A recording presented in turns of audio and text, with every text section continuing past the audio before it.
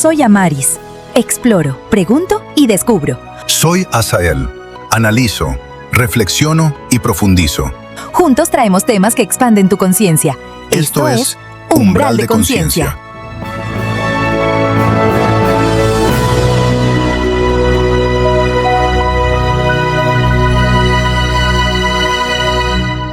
Bueno, para arrancar hoy hay una regla fundamental en la física. O sea, es algo que se aprende en las primeras clases de ciencias básicas. Sí, claro, la clásica de termodinámica. Exacto.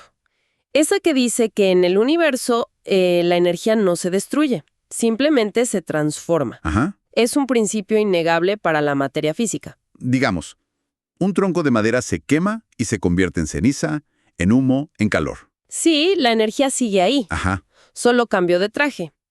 Pero, y aquí hay una pausa obligada para la reflexión para quienes nos escuchan. A ver, Si aceptamos esta verdad absoluta para la materia visible, ¿qué sucede con esa chispa? O sea, esa fuerza vital innegable que anima el cuerpo humano, en el momento exacto en que ese cuerpo, pues, deja de funcionar. es una gran pregunta, porque la física dice que la energía tiene que ir a alguna parte, no puede simplemente apagarse. Exactamente. Y bueno, vamos a desempacar todo esto hoy en nuestra exploración profunda porque este análisis aborda exactamente este misterio. Vamos a analizar unas estructuras invisibles que operan tras bambalinas en nuestra propia anatomía. Y es un punto de partida perfecto. Yo, como tu analista invitado, estoy listo para profundizar en esto, porque la perspectiva que estamos explorando hoy desafía frontalmente esa noción tan arraigada que tenemos en la sociedad moderna. Totalmente. Esa idea de que el cuerpo material y tangible es la única realidad que existe. Hoy nos basamos en un material interesantísimo elaborado por Noé de Espiritualmente Holística, Ajá. y está basado en las enseñanzas de El Gran Libro de los Chakras. Y ojo, porque no estamos ante una metáfora poética, o una idea abstracta. Claro, no es solo filosofía bonita. Exacto. El texto presenta una descripción anatómica casi de ingeniería de un sistema energético sumamente complejo. O sea, la premisa central aquí es que lo físico es solo la punta del iceberg de una maquinaria muchísimo más vasta. Y para quienes tienen esa mente curiosa y buscan ir más allá de, bueno, de los clichés populares que a veces inundan las redes sociales sobre el yoga y estas cosas. Sí, que hay un montón. Demasiados. La idea de hoy es abrir el panorama. O sea, entender la verdadera mecánica de este sistema que, bajo esta filosofía, dicta absolutamente todo en nosotros. Desde la salud física hasta la forma en que el ser humano procesa sus emociones más íntimas. ¿Así es? Pero la lógica dicta que, antes de poder hablar de los famosos chakras, primero hay que entender la electricidad que los alimenta, ¿no? Y obviamente los cables por donde viaja esa corriente. Claro, no puedes tener enchufes sin electricidad, y esa electricidad tiene un nombre muy específico en el sánscrito, que es prana. ¡Prana! Exacto, que se traduce básicamente como la energía absoluta o la energía vital. Y fíjate, es un concepto verdaderamente universal. En las culturas china y japonesa, esta misma fuerza motriz se denomina chi o ki. Ah, claro, como en el tai chi o el reiki. Exactamente. Y un aspecto crucial que señala el texto es que no se trata de una energía mística flotando en el éter de forma inalcanzable. El puente principal para absorber este prana es algo tan básico, biológico y automático como la respiración. ¡Wow! O sea, algo que hacemos todo el tiempo. Sí, el acto de inhalar no solo ingresa oxígeno a los pulmones, sino que extrae esta vitalidad pura del entorno. Oye, pero eso plantea una pregunta bien interesante. Si la respiración es el puente, una vez que esa energía entra, pues tiene que canalizarse de alguna forma. O sea, no puede simplemente quedarse ahí rebotando en el pecho. Claro que no, necesita una ruta. Y ahí es donde entran los nadis. La palabra, según entiendo, significa literalmente tubo, vaso o arteria. Y los números son una locura. Son impactantes, sí. Históricamente, las tradiciones védicas y tibetanas calculan entre 72,000 y hasta 350,000 de estas arterias intangibles recorriendo la anatomía humana. Es una red masiva. Totalmente. Y para visualizar esto, imaginemos el cuerpo humano como una ciudad inteligente de última generación. Me gusta esa imagen. El prana vendría siendo la corriente de alta tensión. Y los NADIs, pues son ese complejísimo, infinito sistema de cableado de fibra óptica oculto tras las paredes. Ajá. O sea, no están a la vista, pero si un cable mayor se corta, un sector entero de la ciudad se apaga. Es una analogía brillante. Y, de hecho, llevando esa imagen de la ciudad un paso más allá, dentro de esa inmensa red de fibra óptica, el texto nos dice que existen 3 cables maestros. Ok, 3 principales. Sí, 3 canales principales que sostienen absolutamente toda la infraestructura. El primero es Sushumna, que es el canal central que corre a lo largo de la columna vertebral. Digamos que es como la avenida principal de esa ciudad inteligente. La Gran Vía. Exacto. Pero la dinámica más activa ocurre con los 2 canales que flanquean a esta avenida central y se entrelazan a su alrededor. Se llaman Ida y Pingala, y sus funciones son diametralmente opuestas. Y la ingeniería de esos 2 canales es fascinante. Revisando el material, Ida es el portador de la energía lunar. Su función principal es enfriar, serenar, y fíjate que termina su recorrido en la fosa nasal izquierda. Así es. Y por el otro lado tenemos a Pingala, que transporta la energía solar. Es una energía ardiente, llena de fuerza motora y termina en la fosa nasal derecha. Exactamente. Entonces, viendo cómo interactúa con la respiración para absorber vitalidad y expulsar toxinas, pues parece que actúan literalmente como un sistema dual de aire acondicionado y calefacción, ¿no? Para la energía del cuerpo. Es que funcionan exactamente así. Lo fascinante aquí es que operan como reguladores térmicos y dinámicos del sistema nervioso sutil. ¡Wow! Al alternar constantemente entre la energía que enfría y la que calienta, pues la maquinaria mantiene un equilibrio operativo perfecto. Piensa en esto. Si solo hubiera energía solar, el sistema se sobrecalentaría por el exceso de actividad, de estrés, y si solo hubiera energía lunar, caeríamos en un letargo profundo. Claro, puro cansancio. Exacto. Esto subraya cómo el acto tan mecánico de inhalar y exhalar está intrínsecamente ligado a la gestión de esta corriente inmaterial. ¡Qué locura! Pero bueno, tener cables y electricidad no es suficiente, ¿verdad? Toda esa energía de alta tensión tiene que converger en algún lado para ser procesada y distribuida. Necesita estaciones de transformación. Ajá. Y ahí es donde entramos al territorio de los chakras, que la palabra en sí significa rueda. ¿Sí? Y el número de estas ruedas en el cuerpo humano es asombroso. El documento habla de alrededor de 88,000 en todo el cuerpo. Es un número difícil de dimensionar. O sea, prácticamente cada poro, cada pequeña intersección de nervios funciona como un microreceptor. Aunque claro, la arquitectura principal se centra en unos 40 chakras secundarios y, los más famosos, los 7 mayores que están alineados en ese eje vertical central. Y la morfología de estos 7 centros principales rompe por completo con esa idea de puntos planos o manchas de color que a veces vemos en un dibujo anatómico de Internet. Sí, como esas siluetas con círculos de colores pintados. Exacto. No son calcomanías bidimensionales. Son tridimensionales. Se estructuran como cálices o embudos florales que se abren paso y se extienden unos 10 centímetros más allá del límite de la piel. O sea, salen del cuerpo físico. Totalmente. Se adentran en el aura o el cuerpo pránico. Por eso, en la tradición oriental, los llaman flores de loto. Y hay un detalle mecánico que el texto recalca y no se puede pasar por alto. ¿Cuáles? Los famosos pétalos de estas flores. No son adornos poéticos. Cada pétalo representa un nadi, un canal energético real que entra o sale de ese vórtice. Entiendo la forma, pero me cuesta un poco visualizar la magnitud. ¿De cuántos canales estamos hablando por cada uno de estos embudos? Porque, me imagino que no todos procesan la misma cantidad de energía. No, para nada. La escala varía drásticamente según la ubicación y la función del vórtice. Por ejemplo, el chakra raíz, El que está en la base de la columna. ese mismo, es el más denso y opera con solo 4 de estos canales, o pétalos. Ok, 4 cables. Pero a medida que ascendemos hacia el chakra de la coronilla, en la parte superior de la cabeza, pues la complejidad se dispara brutalmente.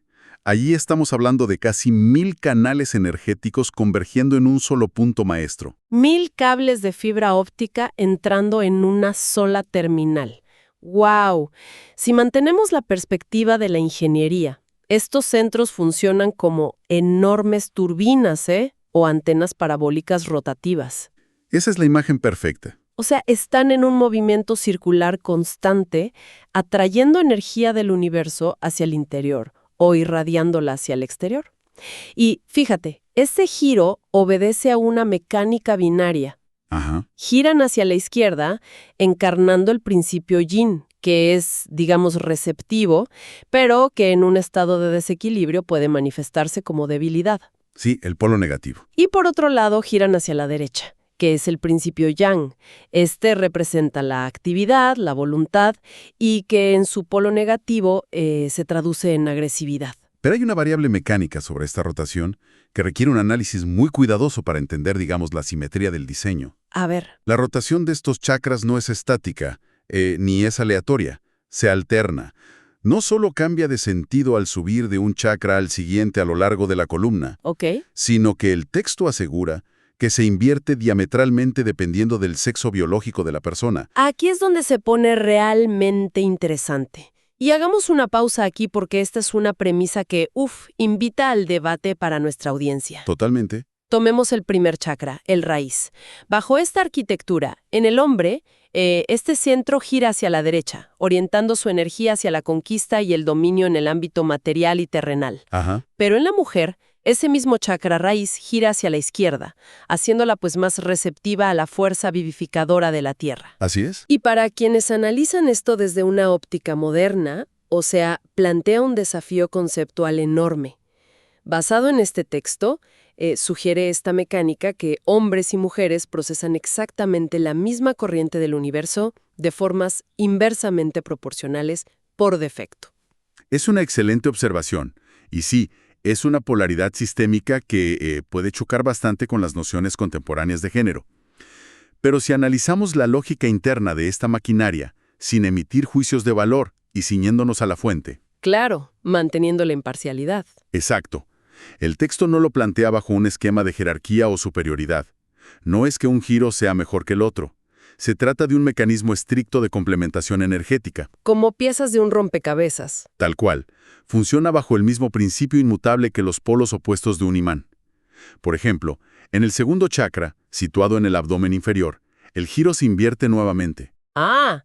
Cambia otra vez. Sí, gira a la derecha en la mujer, indicando una energía activa e irradiadora en el plano de los sentimientos, y gira a la izquierda en el hombre, indicando receptividad emocional en esa área. O sea, se cruzan. Exacto. Es precisamente esta alternancia inversa e intercalada la que crea una atracción magnética y un equilibrio dinámico profundo entre las polaridades. Es decir, donde uno tiene una antena emisora, el otro tiene una receptora. Y eso crea un circuito cerrado perfecto cuando interactúan. Exactamente. Ahora, ya tenemos el mapa del sistema en estado óptimo. Tenemos los cables transmisores, las estaciones transformadoras, las turbinas girando rítmicamente. Todo funcionando a la perfección. Sí, pero ninguna maquinaria pesada arranca sola. Necesita un motor de arranque, una ignición y, más crítico aún para la experiencia humana diaria, necesitamos entender por qué este sistema tan sofisticado se avería, se bloquea o colapsa con tanta frecuencia.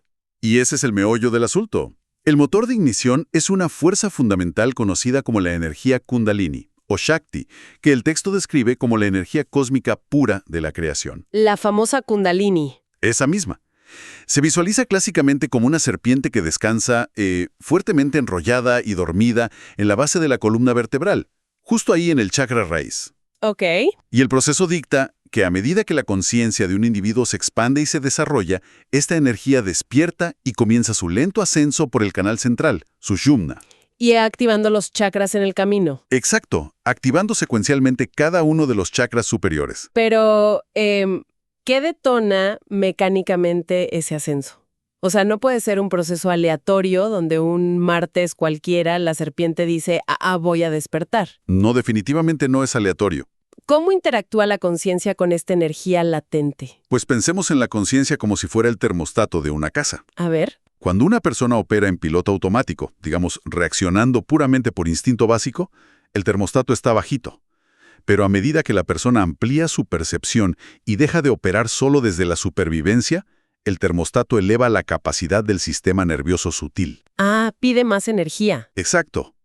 Ese cambio de temperatura mecánica es la señal que detona el despertar de la Kundalini. La energía comienza a subir por los ductos, simplemente para llenar la nueva capacidad térmica de la casa. ¡Qué buena imagen! Y se genera un ciclo de retroalimentación brutal. A mayor conciencia, las turbinas se abren más, y al abrirse más, permiten que fluya un mayor volumen de Kundalini, lo cual a su vez expande aún más la percepción.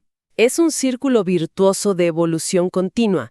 Sin embargo, siendo realistas, la realidad diaria de la mayoría de las personas dista muchísimo de tener esa energía ascendiendo plácidamente por la columna. Lamentablemente sí. Y la explicación que da el documento sobre el origen de los bloqueos en este sistema es fascinante. Porque fíjate, no apunta a causas superficiales como, no sé, tener una mala postura en la silla o exceso de trabajo en la oficina. No, va mucho más profundo. Apunta a una crisis existencial profunda. Dice que nace de la angustia provocada por la ilusión de separación. Ajá. El principio es que, al depender exclusivamente del raciocinio frío y de lo que los 5 sentidos pueden tocar, la persona se desconecta de su origen absoluto. Se pierde esa sensación inherente de seguridad interior. Y si conectamos esto con el panorama general, es un diagnóstico de la condición humana asombrosamente agudo. Al perder esa conexión interna, se genera un abismo en nosotros, un vacío inmenso. Un agujero negro. Sí, y el síntoma inmediato de ese vacío es el miedo profundo. Entonces, para intentar compensarlo, la persona emprende una cacería desesperada en el mundo exterior. Claro, a buscar afuera lo que falta dentro. Exactamente. Se busca rellenar la grieta con amor condicionado, validación constante de terceros, placeres sensoriales de corto plazo, acumulación compulsiva de objetos y un éxito puramente escenográfico. Y traduciendo esto a la mecánica de los chakras, de la que venimos hablando, esa angustia existencial y ese miedo provocan una contracción severa en el sistema, una hipofunción del vórtice. Se cierra la llave. Exacto. Entonces, ¿qué significa todo esto? Hagamos una analogía muy terrenal para visualizar este colapso para quienes nos escuchan. Imaginemos que el flujo natural de la energía vital es el agua fresca que corre ininterrumpidamente por una manguera de jardín. ¿Ok? El miedo a no ser suficiente, ese terror del que hablas, es el equivalente exacto a poner el pie con todo el peso del cuerpo sobre esa manguera. Uf, le estrangulas. Totalmente. El flujo se interrumpe de golpe. Entonces, al no circular el agua nutritiva por el interior, surge una sed psicológica terrible en la persona. Claro. Y la reacción instintiva, como decías, es salir a buscar agua al exterior, consumiendo productos, buscando aplausos en internet, mendigando atención. Pero es el equivalente a intentar apagar una sed mortal bebiendo agua salada del mar. ¿No te quita la sed? Para nada, simplemente no funciona. Empeora la deshidratación, porque la raíz del problema sigue intacta. La manguera interna sigue aplastada por nuestro propio pie. Esa metáfora captura el problema a la perfección, de verdad. Y volviendo al tema de la validación, esta hipofunción energética convierte al individuo en un rehén de su entorno. Sí, dependes de los demás. Totalmente. En una época dominada por la sobrecarga de información, la tiranía de las métricas sociales, los likes, Las redes sociales. donde multitudes enteras buscan aliviar su vacío con la aprobación digital. Esta filosofía resulta ser una radiografía implacable de nuestro comportamiento colectivo. Evapora, la persona se encuentra de nuevo de frente ante el abismo de su propia desconexión, y el terror sistémico vuelve a tomar el control de la manguera. Lo cual nos arrincona contra la pared y nos obliga a buscar una salida real. Porque si el miedo estrangula la red energética, si deja el sistema desnutrido, ¿cómo demonios se quita el pie de la manguera? Esa es la pregunta del millón. ¿Cómo se logra liberar esa presión y purificar los conductos? Bueno, el documento detalla que existen 2 vías principales y mecánicas para la disolución de estos bloqueos enquistados. Así es, y la primera vía opera por el principio de resonancia pura. ¿Cómo funciona eso? Consiste en exponer directamente los chakras obstruidos a vibraciones externas. Vibraciones que emitan exactamente la misma frecuencia que tendría ese chakra si estuviera sano y girando armónicamente. Ok, ¿cómo recordarle su ritmo original? Exactamente. Y estas frecuencias purificadoras se encuentran disponibles en elementos naturales muy específicos. Pueden ser colores luminosos puros, las estructuras cristalinas de las piedras preciosas. La gemoterapia y eso. Sí, o ciertas frecuencias sonoras y la química sutil de los aceites esenciales. La mecánica detrás de esto es simple pero súper poderosa. Cuando una onda de frecuencia alta y prístina impacta contra la masa densa de un bloqueo, Ajá. esa masa que vibra de forma muy lenta y pesada, pues obliga a esa energía estancada a acelerarse. Es como una brisa fresca de prana que entra a barrer los escombros hasta disolverlos por completo. Para ilustrar esta primera vía mecánica, imaginemos poner un anillo antiguo en uno de esos limpiadores sónicos de joyería. Ah, sí, esas maquinitas. Exacto. Tienes una joya que lleva décadas acumulando suciedad petrificada en los grabados más diminutos. La máquina no utiliza cepillos ni químicos abrasivos. Únicamente emite ondas de sonido de alta frecuencia a través del agua. Ajá. Y esa vibración incesante hace que la suciedad incrustada empiece a temblar microscópicamente, hasta que pierde adherencia, se desprende sola, y el metal recupera su brillo original. Es un gran ejemplo visual. Pero ojo, y esto es crucial, este proceso de purificación incluye una advertencia monumental en el texto. Sí, la advertencia es importantísima. No es una experiencia de relajación en un spa. Al liberarse esa suciedad energética y destaparse la cañería, todo el contenido tóxico que estaba reprimido sale disparado de vuelta hacia la conciencia activa. Y esa es una fase crítica del proceso. Al limpar el vórtice, el individuo vuelve a experimentar de frente la angustia original. O sea, te vuelve a doler. Sí. Revive la ira sepultada o incluso el dolor físico agudo que causó la contracción en primer lugar. El texto advierte que pueden aflorar enfermedades corporales de forma transitoria mientras esa energía residual es expulsada definitivamente del sistema. Pero a ver, siendo abogados del diablo, parece un error de diseño del sistema que curarse requiera sufrir de nuevo. O sea, eso suena aterrador para alguien que justamente está buscando paz y alivio. ¿Por qué la mecánica obligaría a revivir el trauma? Entiendo por qué suena contradictorio, pero no es un error de diseño, es una ley de vaciado. A ver, explícame eso. Piensa en esto. No se puede limpiar un sótano inundado sin tener que mirar y oler el agua estancada mientras se bombea hacia afuera. Cierto. Y aquí es donde la inmensa mayoría de las personas fracasa. La reacción humana instintiva ante el resurgimiento del dolor es retroceder violentamente. Huir. Exacto. Al sentir la agitación emocional de la limpieza, se asustan. Asumen que están empeorando o que la terapia está fallando, cuando en la más estricta realidad simplemente están atravesando la indispensable crisis curativa. Y por el pánico de atravesar esa crisis temporal, pues vuelven a pisar la manguera con más fuerza que antes. Totalmente. Es un autosabotaje trágico. Pero bueno, la arquitectura del sistema ofrece una segunda vía de desbloqueo, una que no requiere herramientas externas como piedras o sonidos, aunque es psicológicamente muchísimo más exigente. Sí, es un trabajo interior intenso. Se basa en la actitud interior de la aceptación incondicional. Es la distensión completa. Ajá. Consiste básicamente en suspender el juicio interno y dejar de rechazar violentamente las partes oscuras, rotas o indeseadas de nuestra propia psique. Y fíjate que es fascinante notar cómo la mente reacciona a esto.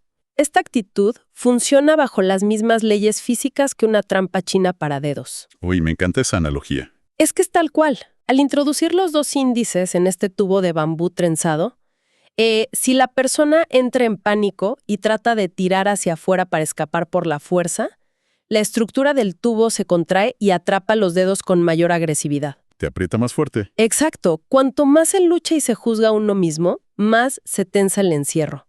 La única maniobra física que afloja la trampa es hacerlo totalmente contraintuitivo. Que es relajarse. Sí, relajar los músculos por completo, empujar suavemente hacia el centro del problema y aceptar el encierro temporal.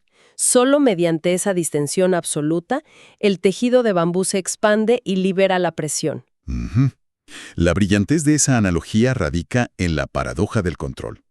Y esto plantea una pregunta importante, una interrogante existencial durísima para la audiencia.